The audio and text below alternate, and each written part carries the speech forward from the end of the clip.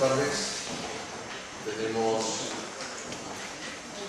esta tarde con nosotros al comandante don José María Pascual Orbe, que yo creo que el año pasado, hace 2 años,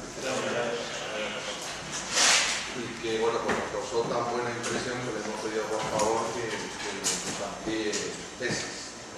Pero ustedes para lo que se ve la tesis, merece la pena, pero al final les pedimos que colaboren con nosotros. Muy bien, pues comandante de Estado Mayor, José María Pascual Orbe, infantería, destino Estado Mayor Conjunto, división de estrategia y planes, sección de organizaciones de defensa, área Unión Europea. Es de Bilbao, lo cual es un mérito aquí puntual. Estuvo destinado como teniente en la bandera del cuartel general de la Brigada de la Región. Estuvo también de capitán en el cuartel general de la bandera del cuartel general de la Brigada de la Región. Comandante, ha estado en el Regimiento de Infantería Mecanizada Castilla 16, Plano Mayor de Mando, Estado Mayor del Ejército, División de Logística, Secretaría Técnica, Estado Mayor del Ejército, División de Logística, Sección de Apoyo Logístico, Estado Mayor del Ejército, División de Logística, Centro de Situación del Ejército de Tierra, Estado Mayor Conjunto, División de Estrategia y Planes, Sección de Organizaciones de Defensa. Es especialista en carros de combate, realizó el 740 curso de mandos de unidades paracaidistas, tercer curso CIS Interarmas, sexto curso Observador de Misiones de Paz, cuarto curso básico CIMI, curso Interarmas de Transición, noveno curso Estado Mayor de las Fuerzas Armadas, es bilingüe en inglés, recompensas y distintivos, tiene 2 cruces del mérito militar con distintivo blanco, Cruz de la Real y Militar Orden de San Hermenegildo, medalla OTAN Antigua Yugoslavia, medalla OTAN Kosovo, medalla OTAN ISAF, medalla Unión Europea de Somalia, medalla conmemorativa de Polonia por Irak, distintivo de permanencia a fuerza de la Legión 10 años, distintivo de permanencia Estado Mayor del Ejército, distintivo de mérito operación y mantenimiento de la paz, SEFOR, CAFOR, OMC, Irak, ISAF, LTN, Somalia. Ha estado en comisiones de extranjeros en Bosnia, Kosovo, Irak, en Libanilla, Afganistán, Uganda, Kosovo, Líbano, Afganistán, Bosnia, tiene otros continentes también. Y bueno, pues es colaborador de edición primero sobre todo de la Legión Española, ha publicado artículos en la revista Ejército de la Legión, colaborador de la revista Fuerzas de Defensa y Seguridad, alumno del segundo curso internacional de defensa de la Universidad de Zaragoza, Academia General Militar, y alumno del 58º curso de Altos Estudios Internacionales de la Sociedad de Estudios Internacionales. Por mi comandante, cuando gustes. Yo un poquito más. Pues nada, el año pasado estaba sentado donde estáis vosotros y el tema que elegí para mi ponencia, pues básicamente era un tema que he desarrollado a lo largo de mi carrera, que es la cooperación cívico-militar. Yo he tocado en bastantes momentos de mi vida militar y es un tema que siempre me ha traído. Pero a los militares, pues así como los civiles no veis a los militares y parecemos bichos raros, pues nosotros vemos a los civiles y también nos parecen bastante bichos raros en general. Entonces,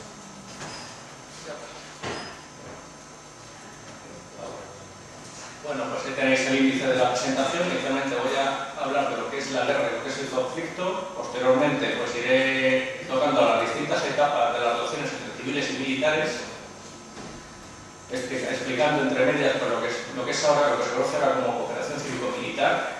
Está definida y está organizada y tiene sus explicaciones.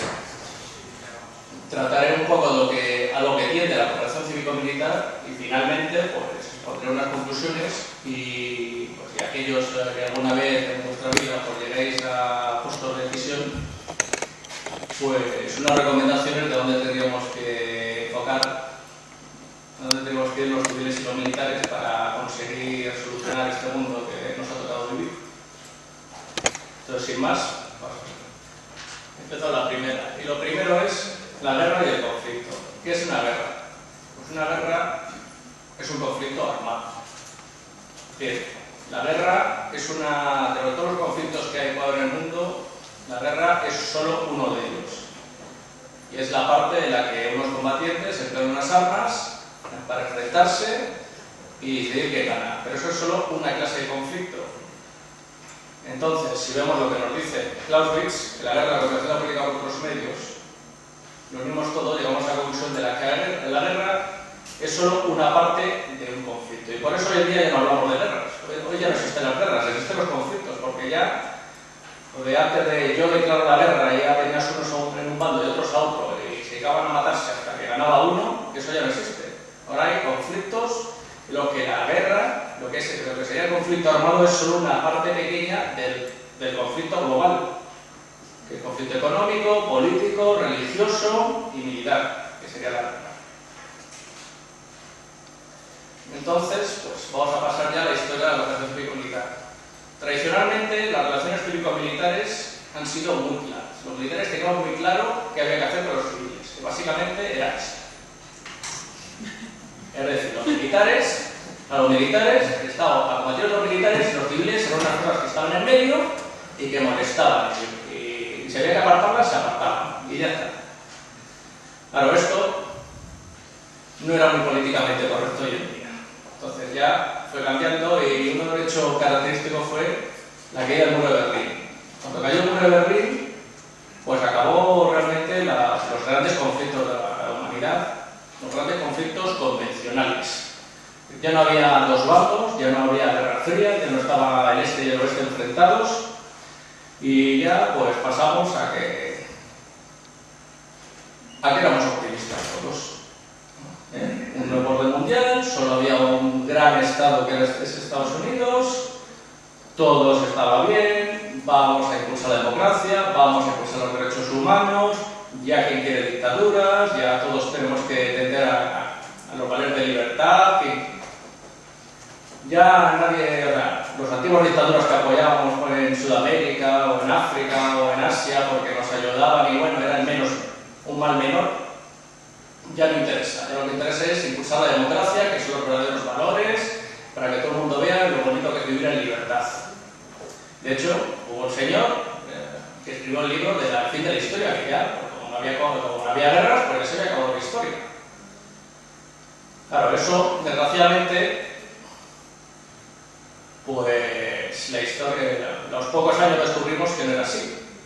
Y empezó a haber conflictos, ya no era el gran conflicto que todos esperamos, sino que eran pequeños conflictos, algunos a la puerta de nuestra casa, en Europa, y descubrimos que los conflictos no se iban terminando, que el mundo idílico que habíamos creído que se iba a implantar a principios de los 90 no existía.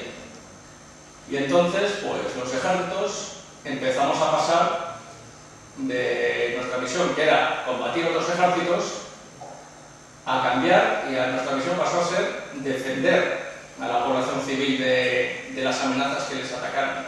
Pero no solo a la población civil nuestra, sino a la población civil de las áreas de las que desplegábamos. Hasta la fecha, los militares combatían para defender a nuestra población. Ahora de repente algunos ejércitos, fundamentalmente los ejércitos occidentales, pasamos a defender a otras poblaciones civiles. Y entonces, pues, ahora voy a empezar a explicar cómo estamos las relaciones entre civiles y militares en el momento de la guerra. Para ello, pues tengo una imagen en la que pues, salgo, en la época que era legionario todavía. Esa imagen está sacada en Kosovo y corresponde al primer reasentamiento de serbios en Kosovo. Recordaréis el conflicto de Kosovo, estaban los serbios que eran los malos malísimos, que habían echado a los albaneses de Kosovo. Había habido una limpieza étnica de los serbios contra los albaneses, pero lo que luego se explicó un poco es que posteriormente, una vez que la OTAN intervino y que los serbios se replegaron de Kosovo, luego hubo una limpieza étnica también de albaneses contra los serbios y les echaron de sus casas. Estamos hablando del año 99, esta fue imagen del año 2001 y es la primera vez que hay serbios que regresan a sus casas 2 años después del conflicto. Porque hasta entonces no se había atrevido a volver, por las amenazas que le planteaban los albaneses. Entonces, ¿a qué nos estamos dedicando ahora la cooperación cívico-militar? Pues básicamente, para los militares, es el área que analiza, planea, gestiona y ejecuta las distintas actividades que relacionan a los civiles y a los militares, que las clasificamos normalmente en 3 áreas. Enlace cívico-militar, Apoyo al entorno civil y apoyo del entorno civil a nosotros, a los militares. El primero, pues la imagen que representa el enlace militar básicamente es las relaciones entre la fuerza militar y la población local. Por ejemplo, esos son bosniacos que vivían en Kosovo. Era una minoría que había en Kosovo, una minoría que casualmente pues, al no ser albaneses ni ser serbios, pues no los querían ni uno ni nosotros. Entonces, pues al final tenemos que ir nosotros a echarles una mano, a darles ayuda humanitaria, prestarles seguridad, porque los serbios no los querían porque eran musulmanes y los albaneses no los querían porque en realidad eran serbios convertidos al islamismo. O sea, era una raza distinta. Posteriormente, apoyo al entorno civil, del entorno civil. Esto básicamente lo que dedicamos los militares es apoyar a las distintas organizaciones gubernamentales, no gubernamentales que puedan intervenir en una zona de operaciones. Y por ejemplo, pues esta imagen es de Afganistán y ahí tenéis representada pues, prácticamente a la plana mayor de todas las agencias de la ONU que había en Afganistán. La agencia de la World Health Organization, World Food Program, ACNUR, hay un representante de USAID también, un representante de UNAMA, que es la oficina de Naciones Unidas que coordina toda la acción de Naciones Unidas en Afganistán, etc. Estos señores están ahí en la capital de Badghis, en Kalainau, porque nosotros les habíamos prestado el transporte aéreo para que pudieran llegar, porque si no, no hubieran podido llegar ahí. Es decir, les prestábamos un apoyo para que ellos puedan llegar y a su vez determinar qué apoyo podían prestar a la población civil. Es decir, una colaboración de militares y civiles para apoyar a la población civil. Y finalmente, pues tenemos qué apoyo puede prestar el entorno civil a nosotros. Eso inicialmente lo tiene representado por lo que conocemos como un centro cívico. El centro cívico es un sitio donde la población, donde los militares nos juntamos con otros representantes gubernamentales, no gubernamentales, y establecemos contacto con la población civil y vemos de qué forma la población civil nos puede apoyar a nosotros y de qué forma nosotros también les podemos apoyar a ellos. Ahí, por ejemplo, pues ahí, aparte de estar nosotros militares, pues hay personal del Ministerio de Hacienda, personal de la policía, esta imagen vertical, por cierto. Si os fijáis, incluso el militar alto que está al fondo, pero un militar dominicano, lo tenemos también integrado con nosotros. Y aquí pues atendíamos a la población civil y la población civil a su vez nos prestaba apoyo de distintas formas. Y esto es más o menos cómo se ve hoy en día un conflicto. Primero hay una fase, digamos, de combate, una fase en la que las partes se enfrentan, en la que el esfuerzo fundamental lo hacen los militares. Posteriormente hay una etapa de reconstrucción. En esa etapa de reconstrucción, la intervención fundamental es ya de la parte civil internacional, de las agencias de la ONU, las agencias de cooperación internacional de los países, ONGs, etcétera, que se dedican a reconstruir el país.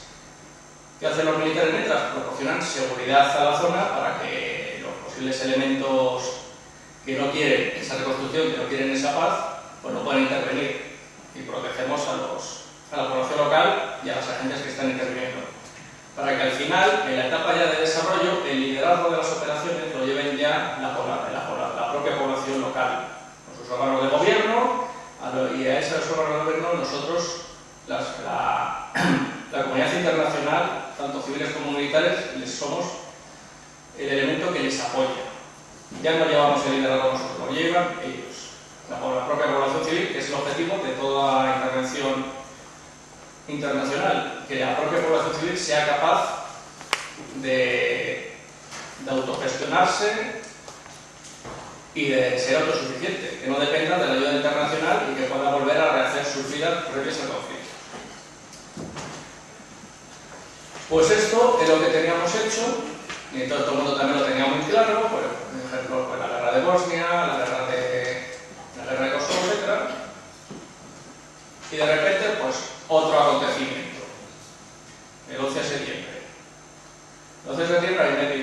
mí de hecho me pilló en Kosovo.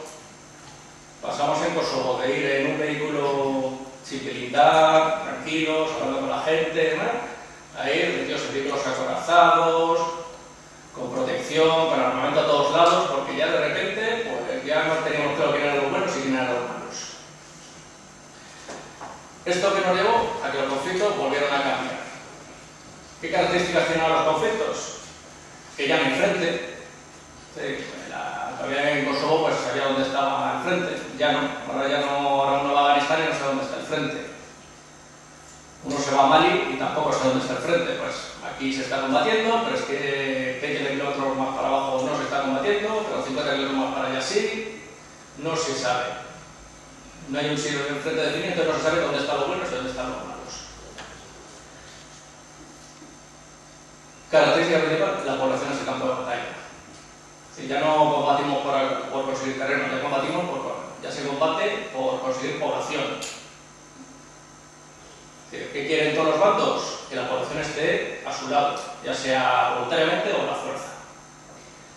El enemigo, pues no se sabe dónde está, porque normalmente el enemigo local, pues se oculta entre la población local. Hay casos particulares de, efectivamente, de insurgentes que vienen, que son reclutados internacionalmente. Ha habido españoles combatiendo en Afganistán, ha habido españoles combatiendo en Irak, ha habido españoles combatiendo en Mali. Entonces, se les nota porque son distintos étnicamente, pero son casos esporádicos. La inmensa mayoría de los insurgentes de población local que pasa perfectamente por un tío normal. La única diferencia es que lleva un fusil, o lleva una bomba, o lleva una mina, o lleva cualquier arma que pueda agredirnos.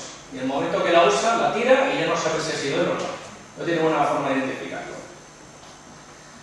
Luego, obviamente, pues, el factor humano y la tecnología. Los americanos estuvieron muy enfocados en la tecnología, pensaban que los satélites, las imágenes desde los aviones, los radares, todo eso le iba a proporcionar información y se ha demostrado efectivamente que no. El factor humano sigue siendo muy importante.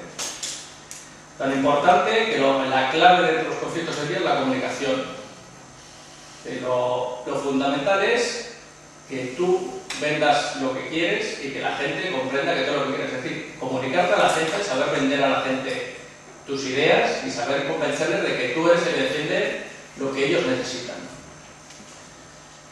¿Y eso a qué nos lleva? Pues efectivamente, que a civiles y militares pues tenemos que juntarnos más de lo que tenemos que estar. Que ya no podemos ir los militares por un lado y los civiles por otro. O incluso juntarnos ahí de vez en cuando, no. Tenemos que ir permanentemente, coordinar nuestras actuaciones, porque cualquier desliz, y si no basta con que vean las noticias, cualquier desliz puede provocar una reacción contraria de la población local. Y ya todo el esfuerzo que se está desarrollando no sirva para nada.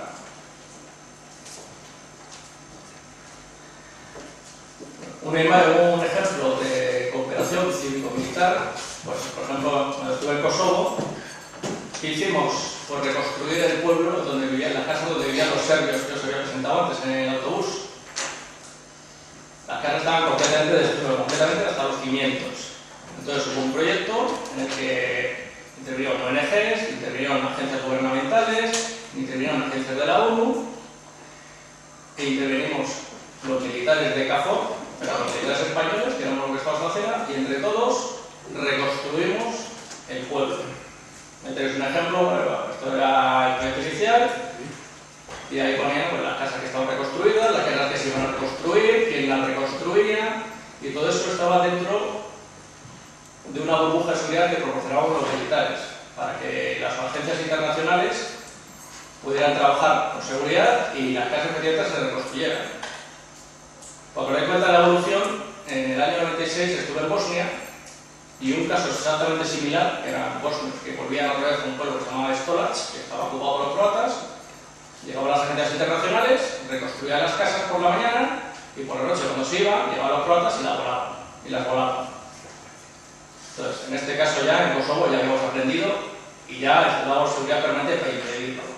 Y aparte se desarrollaban proyectos en los pueblos de alrededor de los albaneses para que ellos vieran que les beneficiaba nuestra presencia y no buscaran conflictos.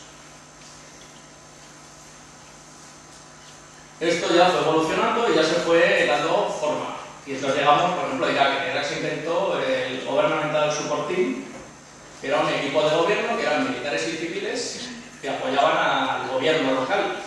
Inicialmente eran el gobierno local, o sea, eran los que dirigían el gobierno, y posteriormente fue evolucionando a ser asesores.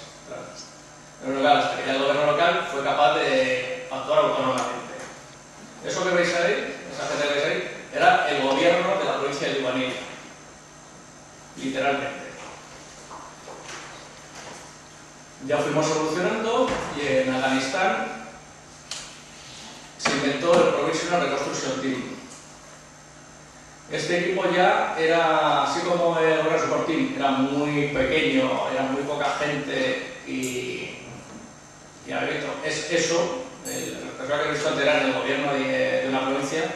Aquí, sin embargo, ya se evoluciona, ya hay más expertos civiles, o se pretende que haya más expertos civiles, está más enfocado a la reconstrucción que al gobierno, o sea, ya lo que se busca es coordinar tanto desarrollo como seguridad, como gobierno, para que la provincia a la que apoya esa PRT vaya evolucionando gradualmente de los tres aspectos, no solo uno. Ya se ha descubierto que no hay que buscar solo la seguridad, sino la seguridad tiene que ir pareja a la reconstrucción y tiene que ir pareja al desarrollo del gobierno local.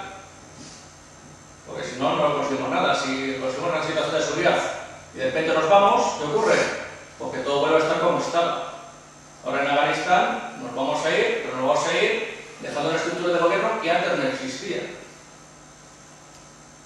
Y dejando una serie de programas de desarrollo que antes ni habían soñado. El pueblo de Caleina, lo que antes tuvo agua corriente, fue cuando llegaron los españoles y le instalaron la Agencia de Cooperación Internacional. Hasta entonces no sabía lo que era el agua corriente. Ahí tenemos un despliegue de todas las PRTs que había en Afganistán, la española en Balkis, de la que ahora nos estamos replegando porque ya estamos viendo, no porque nos echen, sino porque ahora ya se considera que el gobierno local ya está en condiciones de asumir sus responsabilidades. Y aquí veis lo que os estaba comentando de que ya no se ve aspecto militar, el aspecto de seguridad por un lado, el aspecto de gobierno por otro, el aspecto de desarrollo por otro, sino que ya hay una imagen completa.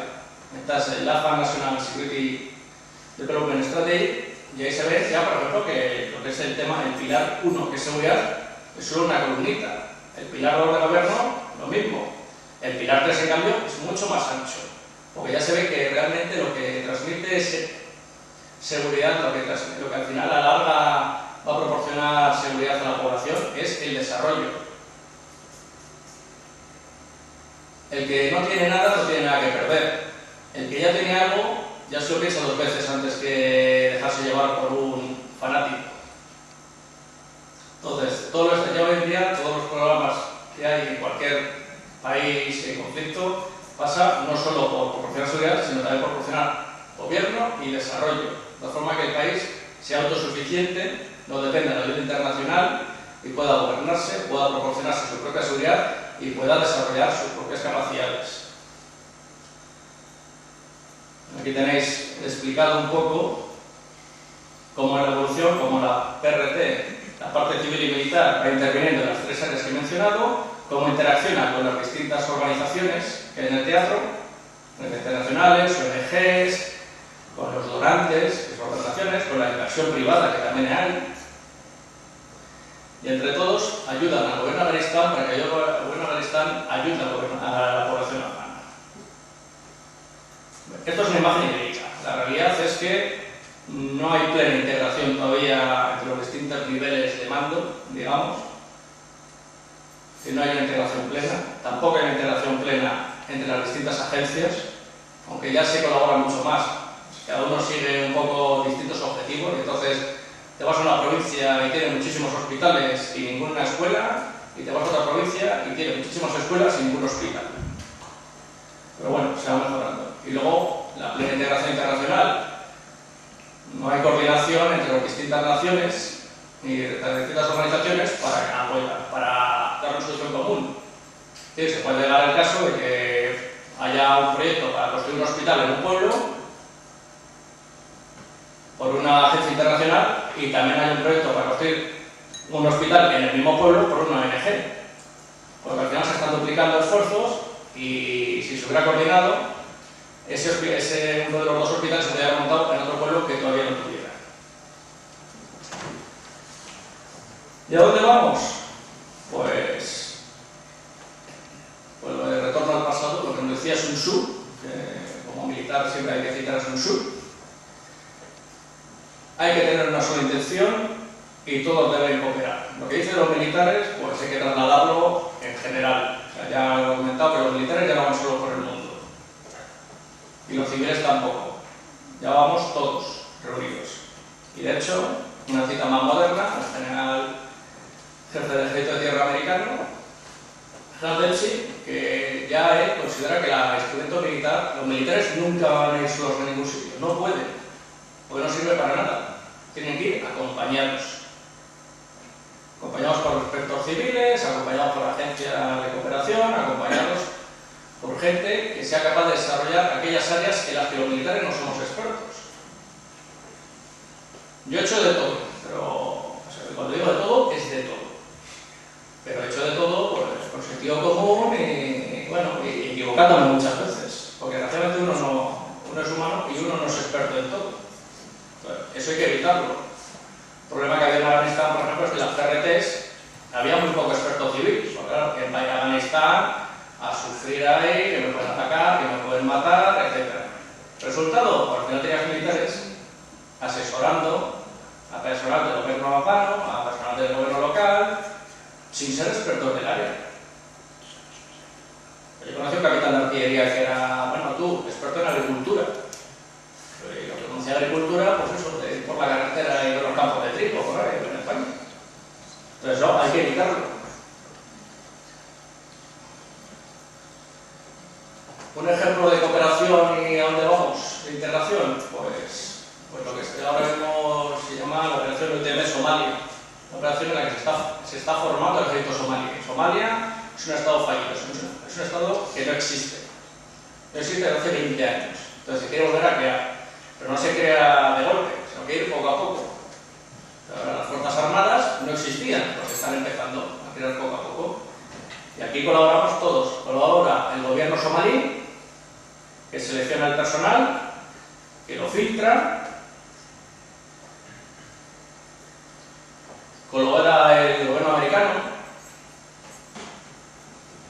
colabora el gobierno ugandés, que el gobierno americano y el gobierno ugandés lo llevan a Uganda, que es donde se estaban instruyendo, donde se ha realizado la misión de UTM Somalia. Lo equipan entre ellos también,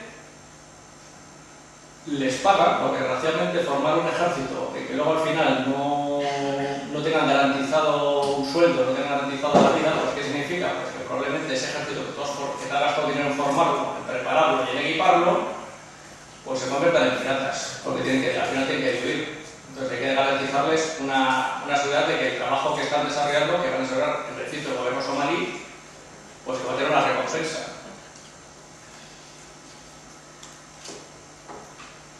¿A qué se dedica la Unión Europea aquí? Pues la Unión Europea básicamente lo que está dedicando a hacer algo que no pueden haber podido hacer el resto de los agentes, que es proporcionar entrenamiento especializado. O sea, los ugandeses pues, podían formar reclutas. De hecho, los formaban desfilando con palos, literalmente. Enseñaban a desfilar con palos. Decían todo con palos. Claro, eso les daba para formar lo básico. Porque cuando había que informar un poco más, ya necesitaban gente más preparada. Esa gente más preparada lo proporcionaba la Unión Europea. Una misión que de 150 personas, pues había 16 naciones representadas de la Unión Europea. Y colaboraban todos entre. Y al final, ¿qué consiguió ese entrenamiento? Pues formar unidades del ejército somalí que volvían a Somalia bajo mando del gobierno somalí para intervenir en Somalia y para conseguir que ese país, que esa región del mundo vuelva a poder ser considerado un país. La última imagen es de la Unión Africana. La Unión Africana tiene una fuerza, la MISOM, que está desplegada en Somalia y que era era la única fuerza, que era la fuerza militar del gobierno somalí hasta que la Unión Europea empezó a formar el ejército somalí. Entonces ahora ya colaboran juntos. Y lo que pone empleo táctico es porque todavía les falta desarrollo al ejército somalí, de desarrollar totalmente sus cuadros de mando, pero y tienen un liderazgo táctico por parte de la Unión Africana, pero cada vez son más independientes y con vistas a que ya no tengan que intervenir. Esto es el producto final. Aquí están los somalíes, una vez instruidos, que están subiéndose a un avión fletado por Estados Unidos, con armamento proporcionado por Uganda, uniformes proporcionados por Estados Unidos, instruidos por europeos y volviendo a Somalia para ponerse al rol del gobierno somalí, para conseguir que esa región del mundo vuelva a ser un país. Pero esto es una visión muy pequeña. ¿A dónde metemos realmente? Al enfoque integral o la comprehensive approach, que se llama, que es el término moda. La Unión Europea, por ejemplo, está desarrollando un Strategic Framework for the Horn of Africa. Horn of Africa es esa región del mundo, que Somalia, pues que Somalia no es la que tiene problemas. Tiene problemas también Sudán, tiene problemas también Etiopía, tiene problemas Kenia, en general. Entonces está buscando una solución global para la región. ¿Y en base a qué? Pues primero hay operaciones militares de la Unión Europea. EUTM Somalia, que es la que acabo de mencionar, y hemos visto que es un esfuerzo integral de varias organizaciones y de varios países. Euromarfor Atalanta, que es la misión antipiratería propiamente dicha, los barcos de la Unión Europea que están patrullando por el Índico para impedir que los piratas ataquen a los barcos pesqueros o a cualquier otro barco que pase por allí. Esos son operaciones militares, básicamente. Pero también operaciones civiles, hay misiones civiles. Está la misión Nucap Nestor, que lo que busca fundamentalmente es desarrollar una capacidad marítima de vigilancia de costas, para que las naciones que están en torno a África, ellas mismas asuman la vigilancia para evitar la piratería. Y eso ya lo lleva a que hay operaciones y misiones de la Unión Europea en la zona.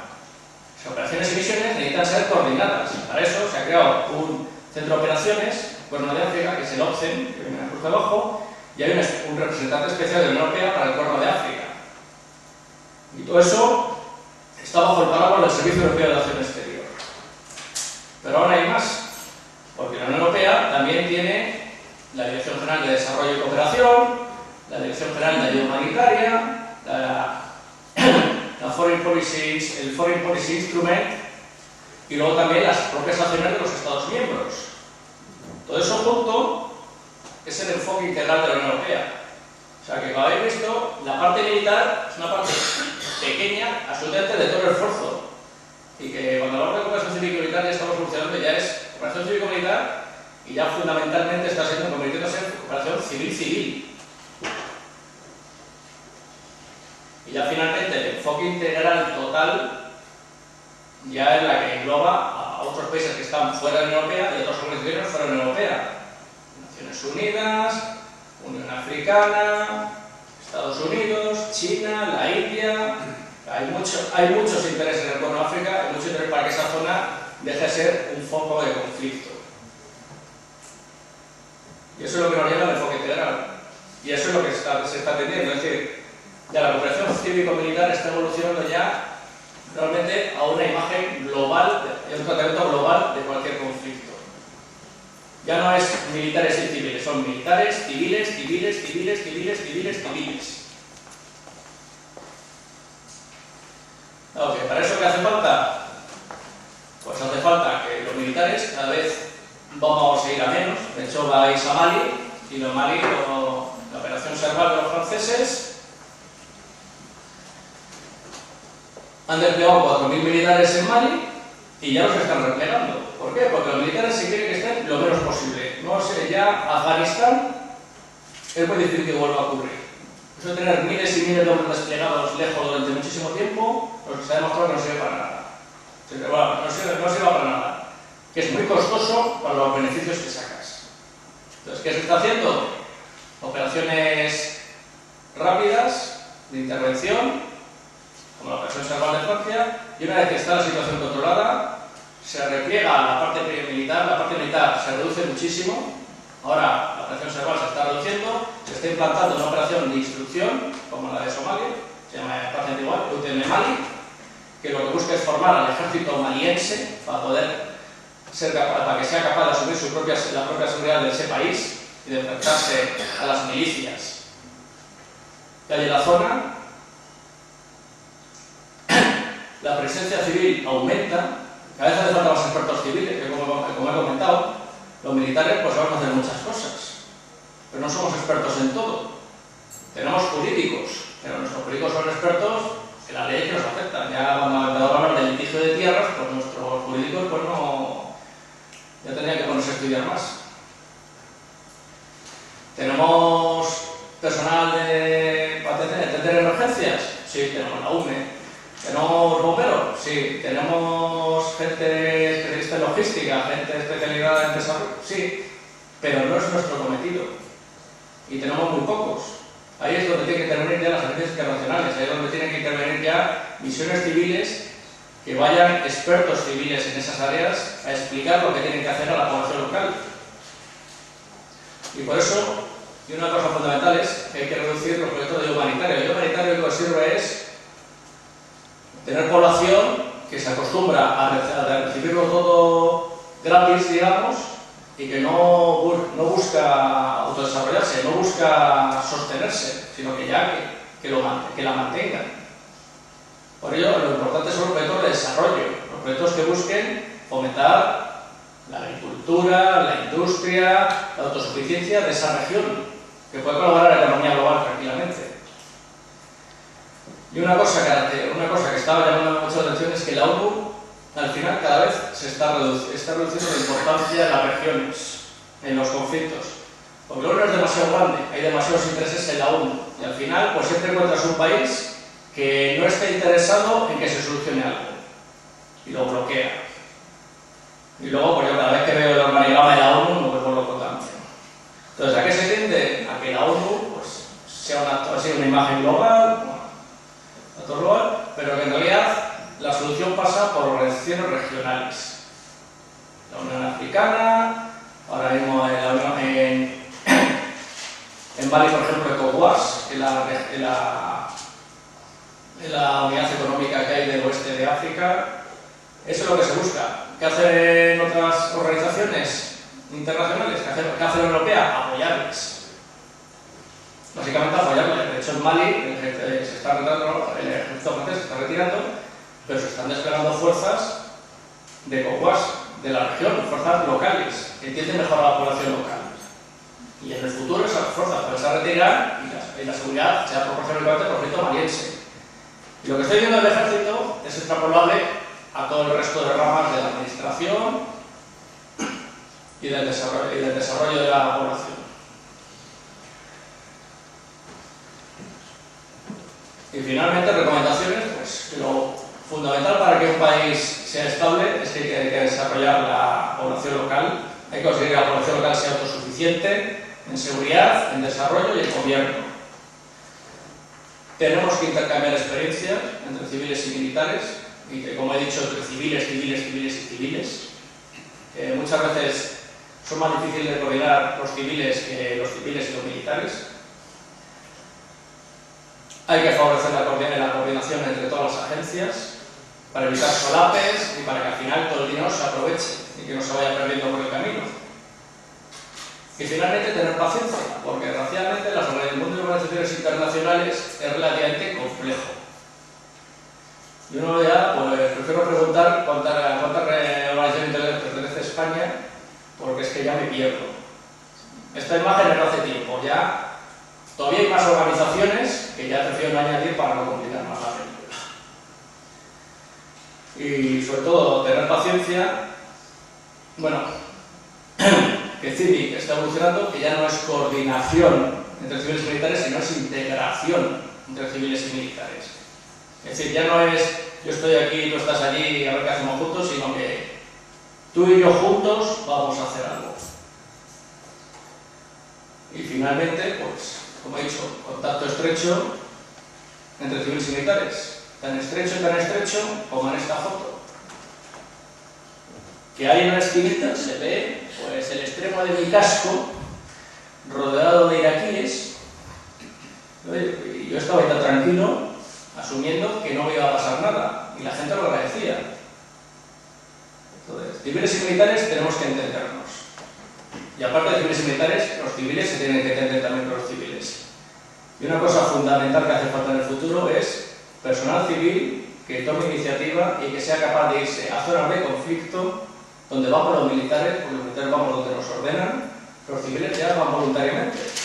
Pues tiene que haber voluntarios civiles que vayan a esas zonas de conflicto a explicar, a enseñar a la población local aquello que los militares no sabemos, de tal forma que esos países dejen de estar en conflicto.